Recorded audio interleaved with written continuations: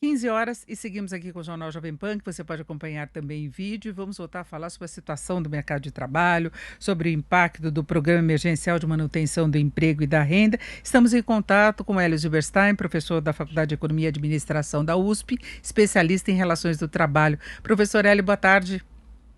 Boa tarde, Denise. Bom, professor, há pouco nós estamos falando do lado jurídico de toda essa situação, não é? Porque o Ministério da Economia divulgou uma nota recomendando o pagamento do 13º integral para quem aderiu a esse programa. Agora, tem outras questões em aberto, agora o fato é que ele conseguiu ter um impacto importante para segurar o emprego formal, pelo menos. A gente tem visto o desemprego crescer muito, mas principalmente na informalidade, trabalhador por conta própria, tem muita coisa ainda relacionada à pandemia, mas o emprego formal sofreu menos por causa desse programa, não é? Sem dúvida, Denise, sem dúvida. Os números de hoje, divulgados na página do Ministério da Economia, que cuida desse programa, indicam o seguinte: olha só, Denise, foram feitos mais ou menos 20 milhões de acordos individuais. E esses acordos cobriram mais ou menos 10 milhões de trabalhadores. Isso significa que cada trabalhador fez 2 acordos. O que significa isso? Fizeram primeiro um acordo, e aí, conforme o governo foi prorrogando a validade da legislação, eles renovaram esse acordo. Então, no começo, muitos economistas temiam, por exemplo, a chegada do mês de setembro, porque os acordos iam terminar em setembro. E a gente viu que, graças a essa renovação, 10 milhões de empregos formais estão assegurados até o fim do ano. Isso não é pouco, isso é mais ou menos, um pouco menos de 1/3 do mercado CLT. Olha só, Denise, se não fosse esse programa, o desemprego estaria hoje nas alturas, não é? O que a gente espera, Denise, é que o governo possa prorrogar isso, né? Possa emendar. Você sabe que cada acordo desses tem o aporte de dinheiro do governo. O governo comparece para recompor um pouco da renda, e quanto menor a renda que o trabalhador tinha quando ele estava contratado full, maior essa reposição do governo.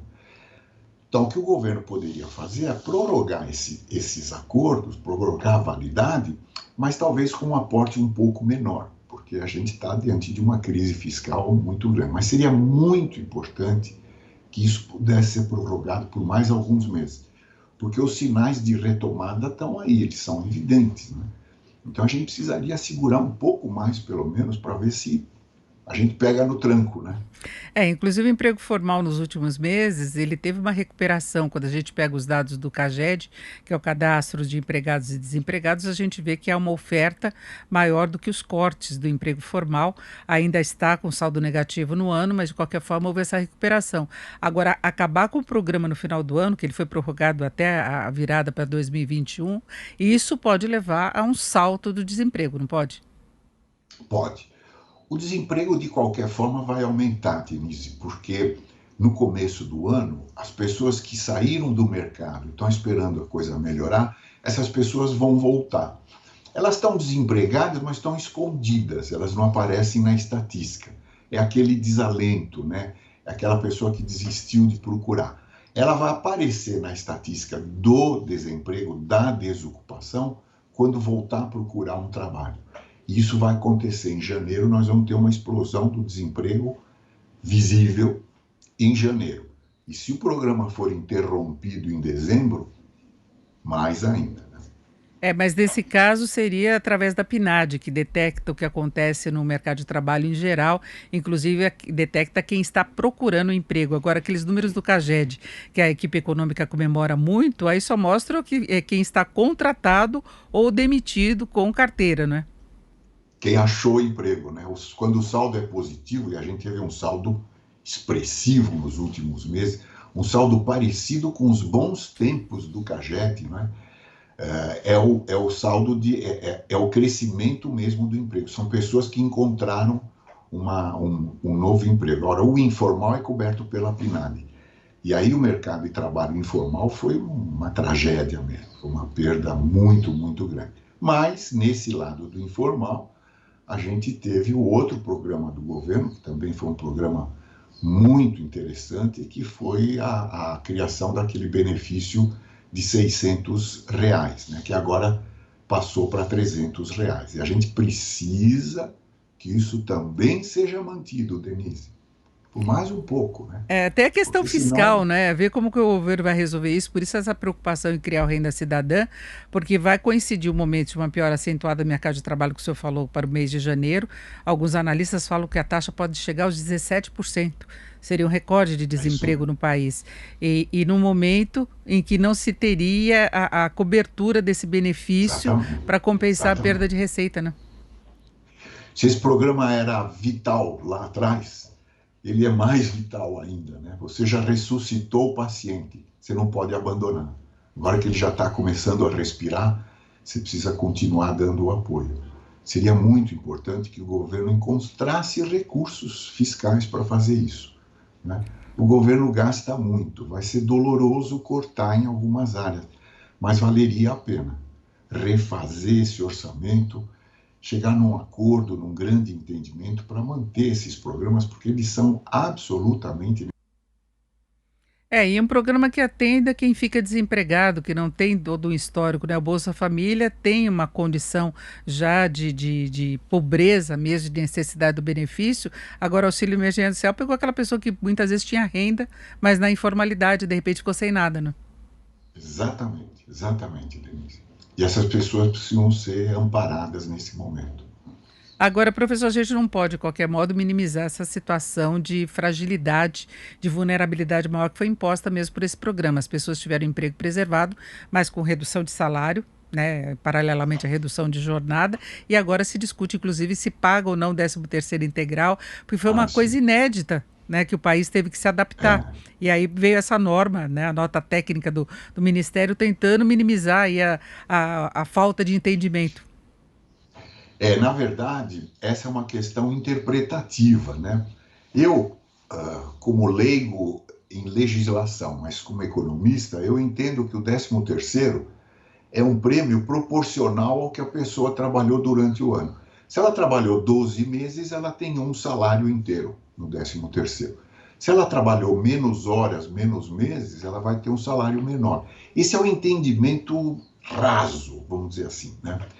Agora, do jeito como essas leis estão escritas, elas dão margem à interpretação. Então, eu acho que o governo fez bem com essa diretriz. Ele limpou a área, ele diz, olha, a empresa paga integral para não ter problema. Se a empresa não pagar integral, ela pode ter problema na justiça. Então, essa parte tá perfeita. Isso para quem teve redução de salário e de jornada. Agora, para quem teve o contrato suspenso, aí a diretriz do governo é diferente. Os meses em que ele esteve com o contrato suspenso não vão entrar na conta do 13º. Então, uma pessoa que teve o vínculo durante 12 meses, mas suspendeu por 6 meses, então ela vai ter só metade do 13º. Essa Esse é o financeira. entendimento que o governo deu. Mas, ao mesmo tempo, ele permite um entendimento, uma negociação coletiva, individual, ou mesmo uma liberalidade da empresa, se quiser ser um pouco mais generosa nesse aspecto. Mas esse que teve contrato suspenso, ele só tem emprego formalmente, né? Porque em termos de renda, a pessoa fica sem qualquer cobertura. Não depende, Denise. Eu vou contar para você, eu não sei se a gente tem tempo. A nossa empregada doméstica, nós afastamos e nos primeiros meses eu paguei o salário dela eu mesmo, né? Mas aí eu resolvi entrar em contato com ela e nós suspendemos. Agora em dezembro vamos completar 6 meses de suspensão. E ela recebeu nesse tempo todo, religiosamente, no último dia do mês, quase o salário dela inteiro. Então, essa reposição que o governo está fazendo, principalmente para quem ganha até 2,5 salários mínimos, foi muito generosa, Denise. Ela preservou o poder de compra numa situação de emergência. Não é à toa que a economia não caiu tanto assim. Não é à toa que a queda do PIB vai ser muito menor do que a gente previa, né? Se a gente Aí tiver sorte nessas estimativas, nós devemos ter uma queda no PIB de 4,5%, que é uma tragédia, é um desastre. Mas a gente esperava o dobro disso, Denise. Em parte, isso está se conseguindo por causa desse programa de suspensão com um aporte de renda que vira consumo, porque essa parte da população consome. Então isso ajudou a manter a economia rodando, né? Mais devagar, mas continua rodando. Até pelo esse impacto na economia que o governo está tentando uma fórmula alternativa aí, talvez um novo programa social para tentar dar algum suporte financeiro para milhões de brasileiros que podem ficar sem essa possibilidade desse entendimento aí desse programa, né, de manutenção do emprego, ou que vai ficar sem o auxílio emergencial. Então vamos ver como é que vai ser a definição desse cenário. Eu agradeço muito a participação de Hélio Zieberstein, economista, professor da FEA USP. Professor, muito obrigado, uma boa tarde. Sou eu quem agradece. Um grande abraço, Denise.